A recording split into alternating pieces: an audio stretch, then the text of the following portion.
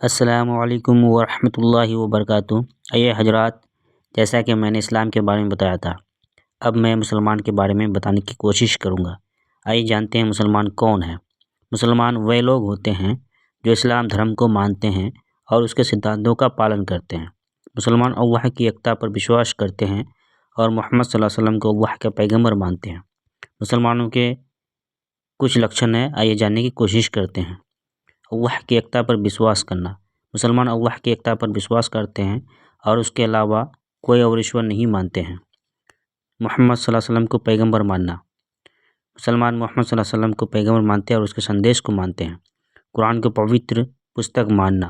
مسلمان قرآن کو اللہ کی پوتر پستک مانتے ہیں اور اس کے سدھانتوں کا پالن کرتے ہیں۔ نماز، روزہ، زکوٰۃ اور حج کا پالن کرنا۔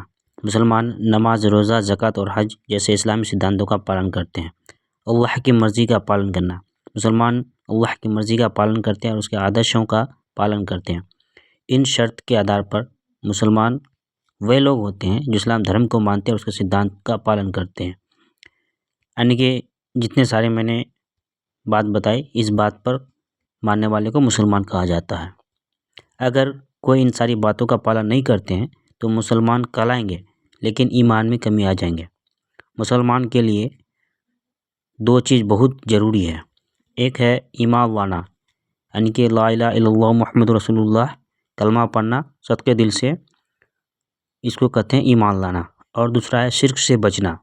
شرک سے بچنے کا مطلب اللہ کے علاوہ کسی دوسرے کو پوجا نہیں کرنا۔ یہ دو چیز اگر کسی بھی انسان کے اندر پایا جاتا ہے تو اس کو مسلمان کہیں گے، لیکن اگر اس کے علاوہ جیسے نماز، روزہ، زکوٰۃ، حج کا پالن نہیں کرتے ہیں اور محمد صلی اللہ علیہ وسلم کے بتائے ہوئے راستے پہ نہیں چلتے ہیں تو اس سے اس کے ایمان میں کمی آئیں گے۔ اس کے بارے میں انشاءاللہ آگے بتانے کی کوشش کروں گا۔ آمین ثم آمین۔